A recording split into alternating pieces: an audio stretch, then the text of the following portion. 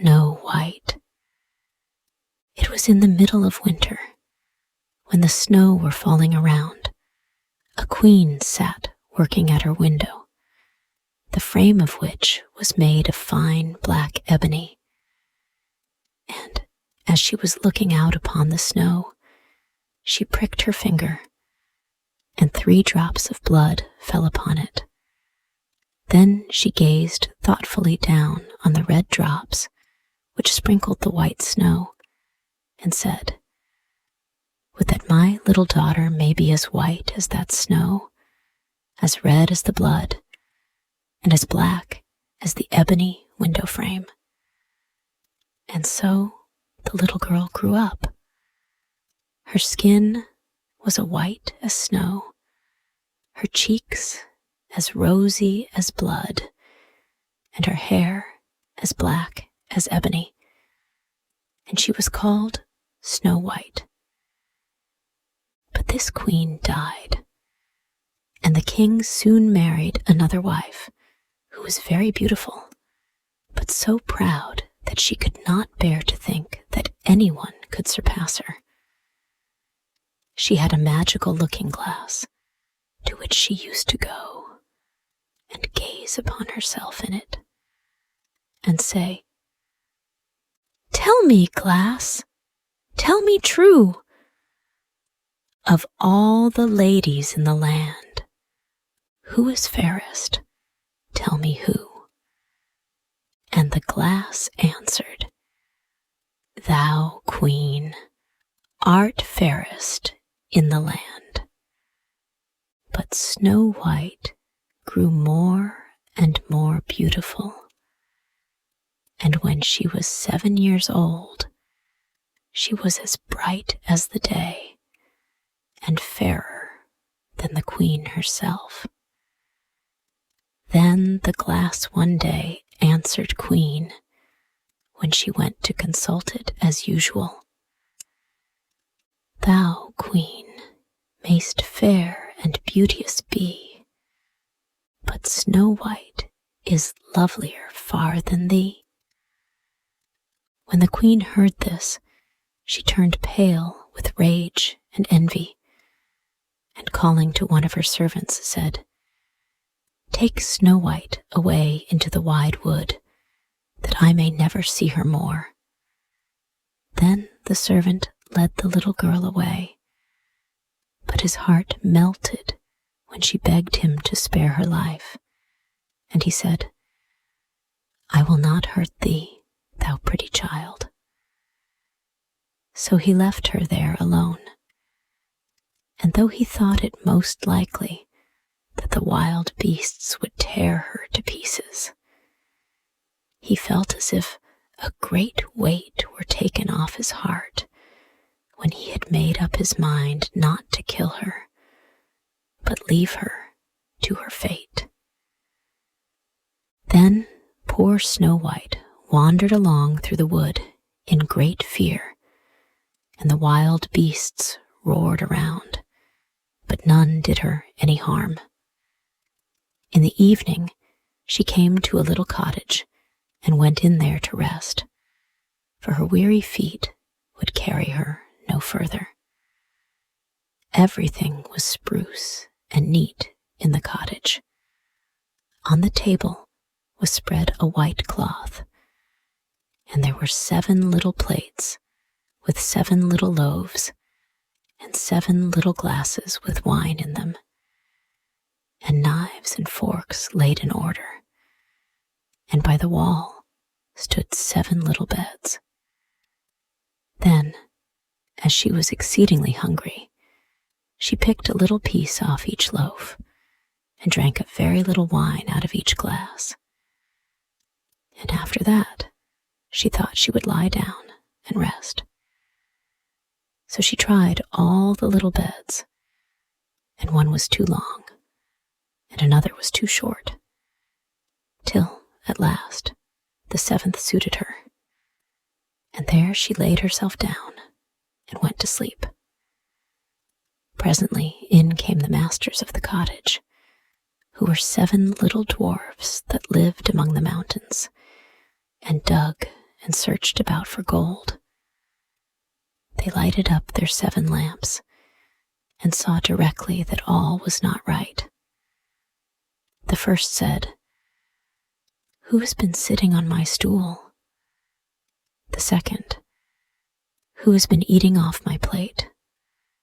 The third, "Who has been picking at my bread?" The fourth, "Who has been meddling with my spoon?" The fifth, "Who has been handling my fork?" The sixth, "Who has been cutting with my knife?" The seventh, "Who has been drinking my wine?" Then the first looked around and said, "Who has been lying on my bed?" And the rest came running to him, and everyone cried out that somebody had been upon his bed. But the seventh saw Snow White and called upon his brethren to come and look at her. And they cried out with wonder and astonishment, and brought their lamps, and gazing upon her, they said, "Good heavens, what a lovely child she is!" And they were delighted to see her, and took care not to waken her. And the 7th dwarf slept an hour with each of the other dwarfs in turn, till the night was gone. In the morning, Snow White told them all her story, and they pitied her, and said if she would keep all things in order, and cook, and wash, and knit, and spin for them, she might stay where she was, and they would take good care of her. Then they went out all day long to their work, seeking for gold and silver in the mountains. And Snow White remained at home. And they warned her, saying, "The queen will soon find out where you are, so take care and let no one in." But the queen, now that she thought Snow White was dead, believed that she was certainly the handsomest lady in the land. So she went to her glass and said, "Tell me, glass, tell me true. Of all the ladies in the land, who is fairest? Tell me who." And the glass answered, "Thou, queen, thou art fairest in all this land. But over the hills, in the greenwood shade, where the 7 dwarfs their dwelling have made, there Snow White is hiding, and she is lovelier far, O queen, than thee." Then the queen was very much alarmed, for she knew that the glass always spoke the truth, and she was sure that the servant had betrayed her. And as she could not bear to think that anyone lived who was more beautiful than she was, she disguised herself as an old peddler woman, and went her way over the hills to the place where the dwarfs dwelt. Then she knocked at the door and cried, "Fine wares to sell." Snow White looked out of the window and said, "Good day, good woman. What have you to sell?" "Good wares, fine wares," replied she, "laces and bobbins of all colors." "I will let the old lady in. She seems to be a very good sort of a body," thought Snow White. So she ran down and unbolted the door. "Bless me," said the woman, "how badly your stays are laced. Let me lace them up with one of my nice new laces." Snow White did not dream of any mischief.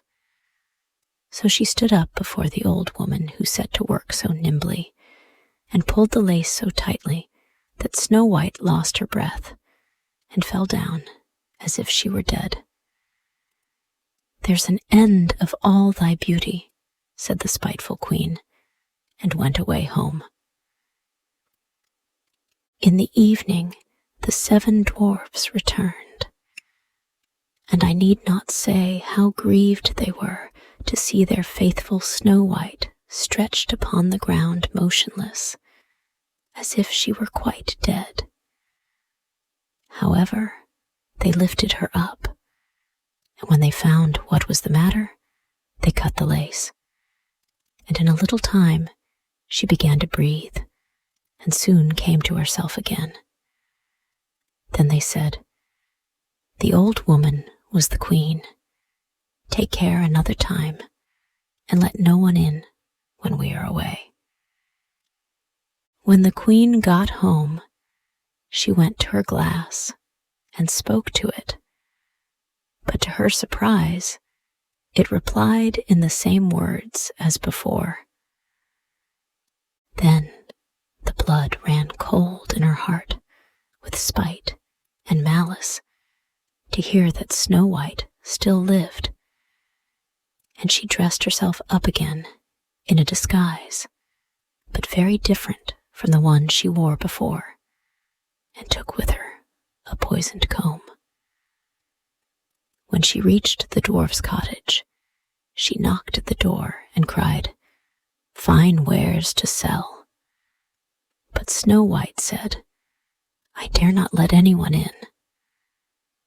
Then the queen said, "Only look at my beautiful combs," and gave her the poisoned one. And it looked so pretty that the little girl took it up and put it into her hair to try it. But the moment it touched her head, the poison was so powerful that she fell down senseless. "There you may lie," said the queen, and went her way.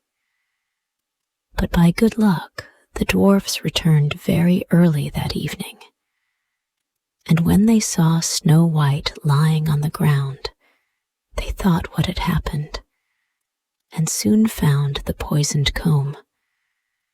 And when they took it away, she recovered and told them all that had passed, and they warned her once more not to open the door to anyone.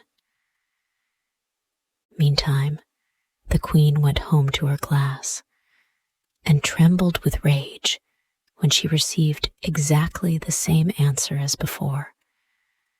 And she said, "Snow White shall die if it costs me my life." So she went secretly into a chamber and prepared a poisoned apple. The outside looked very rosy and tempting, but whosoever tasted it was sure to die. Then she dressed herself up as a peasant's wife and traveled over the hills to the dwarf's cottage and knocked at the door. But Snow White put her head out of the window and said, "I dare not let anyone in, for the dwarfs have told me not to." "Do as you please," said the old woman, "but at any rate, take this pretty apple. I will make you a present of it." "No," said Snow White, "I dare not take it." "You silly girl," answered the other. "What are you afraid of? Do you think it is poisoned? Come, do you eat one part, and I will eat the other." Now the apple was so prepared that one side was good, though the other side was poisoned. Then Snow White was very much tempted to taste, for the apple looked exceedingly nice. And when she saw the old woman eat, she could refrain no longer. But she had scarcely put the piece into her mouth when she fell down dead upon the ground. "This time nothing will save thee," said the queen, and she went home to her glass, and at last it said, "Thou, queen, art the fairest of all the fair." And then her envious heart was glad and as happy as such a heart could be. When evening came and the dwarfs returned home, they found Snow White lying on the ground. No breath passed her lips, and they were afraid that she was quite dead. They lifted her up and combed her hair and washed her face with wine and water, but all was in vain. So they laid her down upon a bier, and all 7 watched and bewailed her 3 whole days. And then they proposed to bury her, but her cheeks were still rosy, and her face looked just as it did while she was alive. So they said, "We will never bury her in the cold ground." And they made a coffin of glass so that they might still look at her, and wrote her name upon it in golden letters, and that she was a king's daughter. Then the coffin was placed upon the hill, and one of the dwarfs always sat by it and watched. And the birds of the air came too, and bemoaned Snow White. First of all came an owl, and then a raven, but at last came a dove. And thus Snow White lay for a long, long time, and still only looked as though she were asleep, for she was even now as white as snow, and as red as blood, and as black as ebony. At last a prince came and called at the dwarf's house, and he saw Snow White, and read what was written in golden letters. Then he offered the dwarfs money, and earnestly prayed them to let him take her away. But they said, "We will not part with her for all the gold in the world." At last, however, they had pity on him, and gave him the coffin. But the moment he lifted it up to carry it home with him, the piece of apple fell from between her lips, and Snow White awoke and exclaimed, "Where am I?" And the prince answered, "Thou art safe with me."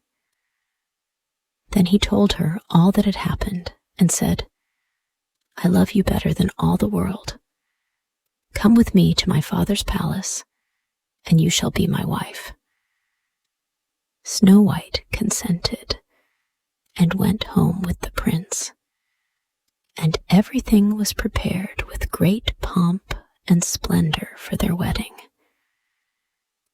To the feast was invited, among the rest, Snow White's old enemy, the queen. And as she was dressing herself in fine, rich clothes, she looked in the glass and said, "Tell me, glass, tell me true. Of all the ladies in the land, who is fairest?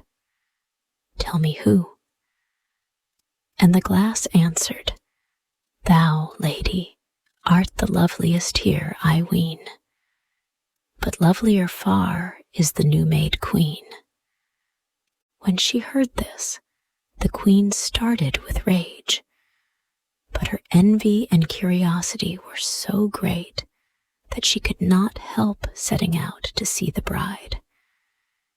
And when she arrived and saw that it was no other than Snow White, whom she thought had been dead a long while, she choked with passion and fell ill and died. But Snow White and the prince lived and reigned happily over that land many, many years.